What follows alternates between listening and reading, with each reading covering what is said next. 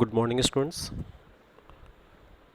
Today, let us continue the same topic, the rat trap.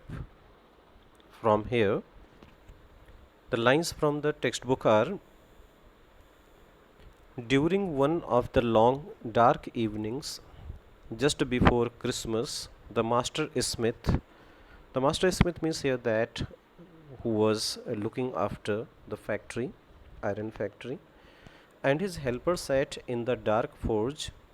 Forge means here furnace, near the furnace, waiting for the crude iron which had been put in the fire to be ready to put on the anvil. Every now and then one of them got up to stir. Stir means here to move the glowing mass with a long iron bar, returning in a few moments dripping with perspiration. Though, as was the custom, he wore nothing but a long shirt and a pair of wooden shoes. Here, Master Smith and anvil, there are two words. So, anvil means here a heavy iron block with a flat top and concave sides on which the things are to be put in order to give a shape by strokes of hammer. Perspiration means here sweat.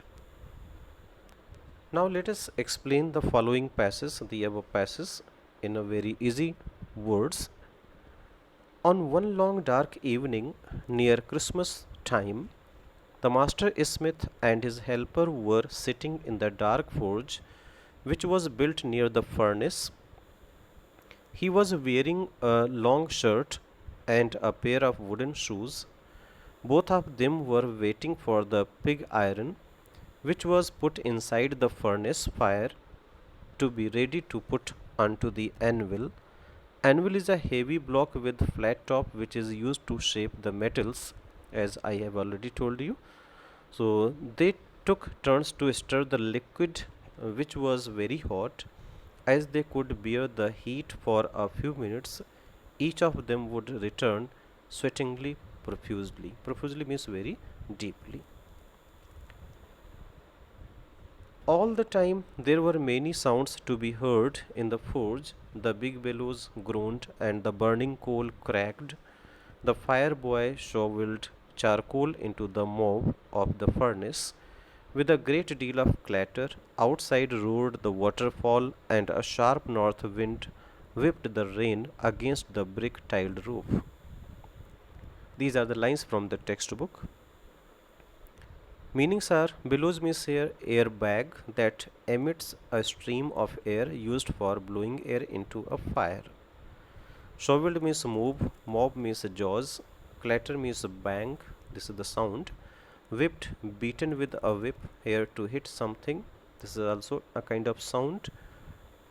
Explanation of the above passage is: one could hear different types of sounds in the forge. There was a big bellow which was blowing air in the fire with great sound. Also, there was the sound of cracking coal. One could also hear the bang of the charcoal which was being shoveled by the fire boy. The sounds which were coming from outside the mill, these were of the waterfall, the high speed north wind which hit the raindrops against the brick tiled roof. It was probably on account of all this noise that the blacksmith did not notice that a man had opened the gate and entered the forge until he stood close up to the furnace. These are the lines from the textbook. Explanation in a very easy language, in a very easy way, is: it was due to these different types of sounds that the blacksmith did not realize that a man had opened the gate of the forge and had entered till he came and stood near the furnace. Further lines from the textbook are: surely it was nothing unusual for poor vagabonds without any better shelter for the night to be attracted to the forge by the glow of light which escaped through the sooty panes and to come in to warm themselves in front of the fire. The blacksmith glanced only casually and indifferently at the intruder. He looked the way people of his type usually did, with a long beard, dirty ragged, and with a bunch of rat traps dangling on his chest. Sooty panes means here window panes covered in soot, black powder produced when coal, wood, etc. is burnt. Explanation of the above passage is many homeless people used to get attracted to the lights of the forge which peeked through the window panes, which were covered with the black powder of burnt coal. They would seek shelter there. They would warm themselves with the help of the burning fire. As the blacksmiths were accustomed to visitors, they were indifferent to the man. They just looked at him. The Rattrap seller's appearance was similar to that of other wanderers. He had a long beard, was dirty, wore old worn out clothes, and had a bunch of rat traps hanging from his chest. Worn out means here very torn. Further lines from the textbook are he asked permission to stay, and the master blacksmith nodded a hearty consent without honoring him with a single word. Here, haughty means arrogant. Explanation of the above passage is the peddler tried to seek permission from the blacksmith so that he could stay in the forge for a night. He allowed the peddler with an arrogant consent by just nodding and didn't say a single word to him. Explanation is the tramp did not say anything either. Tramp means here the vagabond, the homeless wanderer, who is also known as rat trap seller. He had not come there to talk, but only to warm himself and sleep. In those days, the Ramsjo iron mill was owned by a very prominent iron master, whose greatest ambition was to ship out good iron to the market. He watched both night and day to see that the work was done as well as possible, and at this very moment he came into the forge on one of his nightly rounds of inspection. Here, prominent means important, tramp means vagabond or wanderer. Explanation of the above passage is the peddler also said nothing because his main aim was to warm himself and sleep. The owner of the Ramsjo iron mill in those days was a very ambitious person whose aim was to sell only the finest iron into the market. Therefore, he used to keep a check on the workers both during the night and the day. The owner was on a night inspection visit when the peddler entered the forge. Naturally, the first thing he saw was the tall ragamuffin who had eased his way too close to the furnace that steam rose from his wet rags. The ironmaster did not follow the example of the blacksmiths, who had hardly deigned to look at the stranger.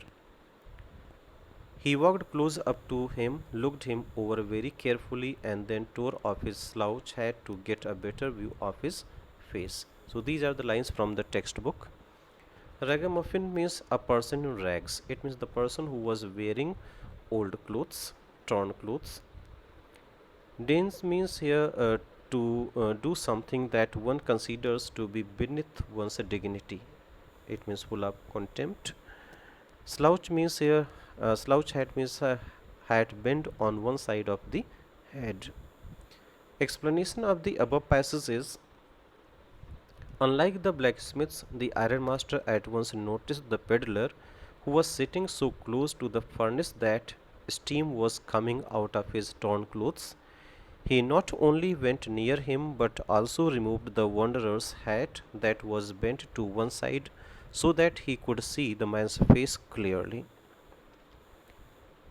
Further lines from the textbook are, but of course it is you, Nils Olof, he said. How you do look? The man with the rat traps had never before seen the ironmaster at Ramsjo and did not even know what his name was. But it occurred to him that if the fine gentleman thought he was an old acquaintance means familiar person, he might perhaps throw him a couple of kroner the currency. Therefore, he did not want to undeceive him all at once. Acquaintance means associate or the familiar person. Undeceive means to tell someone that his belief is mistaken. Explanation of the above passage is when the ironmaster took off the peddler's hat, he mistook him as an old acquaintance, Nils Olof. The peddler did not know him, nor had he seen this man before, but he thought that if this man mistook him as his old companion and gave him some money out of pity, then it would be a good thing. Therefore, he didn't let him know that he had mistaken him as Nils Olof. Further lines from the textbook are: Yes, God knows things have gone downhill with me, he said. You should not have resigned from the regiment, said the ironmaster. That was the mistake. If only I had still been in the service at that time, it never would have happened. Well, now, of course, you will come home with me. Meanings are: downhill means your worst, regiment means a unit in the army or defense forces. Explanation of the above passage is: so the peddler started a conversation with the ironmaster by saying that things didn't uh, go well with him. To this, the ironmaster replied that he had made a big mistake by leaving the regiment. He also added that if he would have been working in the regiment when he resigned, he wouldn't have let him do so. Later on, he invited him to his home. So, dear students, let us have only these explanations till today, and further explanations will be made in the next turn. Thank you.